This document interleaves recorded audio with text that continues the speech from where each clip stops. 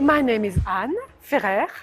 I was born in the south of France from a family that is half French and half Catalan. And so I had the opportunity to grow up with that double culture. So when I left France to go to the United States, I was just 19. I felt, of course, like a foreigner. And after 7 years of going to school and living in the US, when I came back to France, I was even more a foreigner to my own country. So that's interesting to see also that coming back from the US, I had another regard, another gaze at how my country was, you know. So in the US, I was always asked questions about, oh, you come from France, how is the Eiffel Tower, have you seen that? I say, no, I don't even know the Eiffel Tower because I was born in the south of France. I was a country girl. And when I came back to France, I was having that distance to look at my country and the cliché of my country, you know, the fashion, the food culture. So all that was what I was raised with, but I didn't see.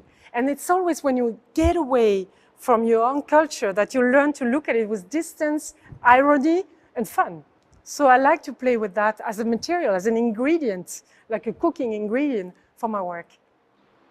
Hot pink, like most of my work, came from a first drawing, a first sketch.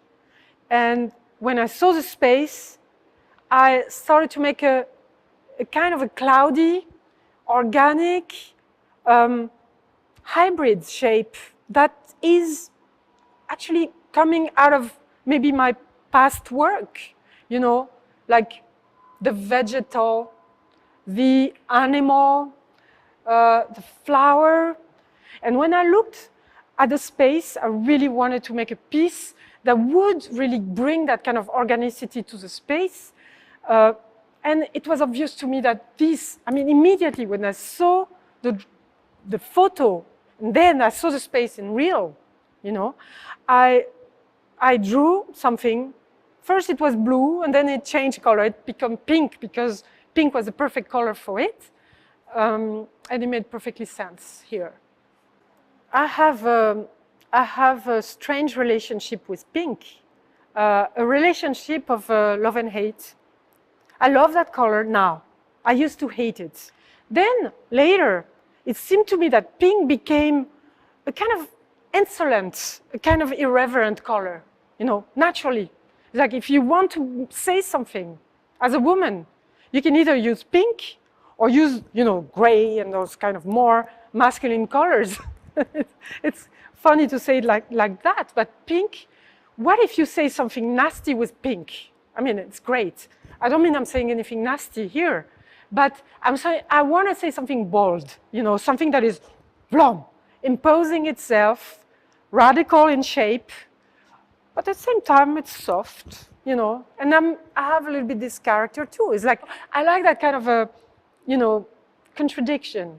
And all my work is about those contradictions between something very delicate, sophisticated, gentle, cliché female and feminine, and at the same time, something pretty violent, almost disgusting.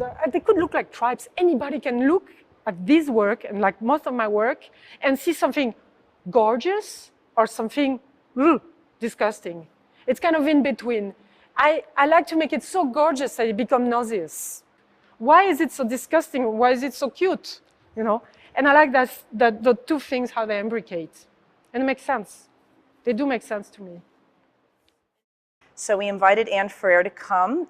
For 48 days, she had a studio inside the staff offices, which overlooks the atrium, in part to activate the atrium. It's something the museum is very interested in doing, is to create art on site and fill this wonderful light-filled space. And she made this incredible piece, Hot Pink, and it achieves everything that we were hoping for. The experience I would love for the viewer to have is, first of all, a color experience. Well, what you get, if you get sun or not sun, the light goes through the piece and actually immerse the whole building in pink. Actually, at night, it might be very impressive. But during the day, it's just almost transparent, and it projects some pink everywhere. So it's La Vie en Rose, first of all, the life in pink. Then, what I would like the viewer to get is up to him or her. It's funny because just by working here, I've seen the reaction of the people, and most of them are smiling, which is fantastic for me. It's already a gift, you know, being able to make people happy or smile. But not just that. Some of them say, oh, what is that? Oh, it looks like a big potato, or it looks like a strange kind of creature.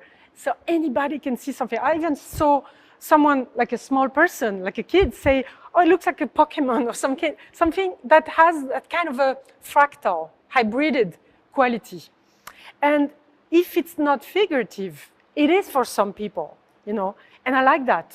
Because for me, since I started with making pigs and flowers, and then the flowers evolved to more human, and back to pigs, and back to animal, and back to flower and plants, but also aquatic shapes.